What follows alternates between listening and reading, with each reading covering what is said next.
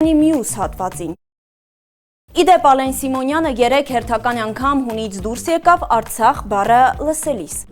Իսկ ինչի եք Արցախ ասում, ուզում եմ հասկանալ։ Հիշեցնենք Ալեն Սիմոնյանին, որ Արցախի Հանրապետությունը Ադրբեջանի տարածքային ամբողջականություն ճանաչվեց ընդամենը 4 տարի առաջ, 2022 թվականին Պրահայում, իդեպ իր անմիջական ղեկավարի Նիկոլ Փաշինյանի կողմից։ Արցախը, կամ ինչպես Սիմոնյանն է սիրում շեշտել Ղարաբաղը, դեֆակտո Ադրբեջանինը չի եղել անգամ ԽՍՀՄ տարիներին։ 1923-ից մինչև 1991 թվականը այն ունեցել է ինքնավար մարզի կարգավիճակ, որից հետո անկախացել է եւ այսօր էլ գուցե կլիներ անկախ, եթե զրոյական կետի չհասցվեր բանակցային գործընթացը։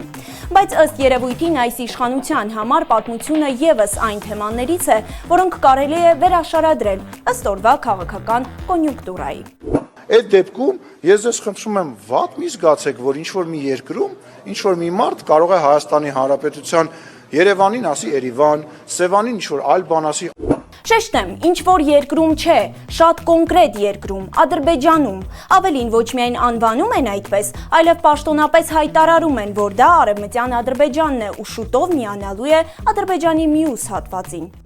Էս է Հայաստանի Հանրապետությունը։ Այո, Սիմոնյանը ճիշտ է ասում, այս պահի դրությամբ դա է Հայաստանի Հանրապետությունը, բայց հիշեցնենք, որ 2019-ին էլ նույն ձև Արցախի դրոշն էին թափահարում, ասում Արցախը Հայաստան է եւ վերջ։ Իսկ հիմա Հայաստանը սա է, բա վերջը երբ է լինելու։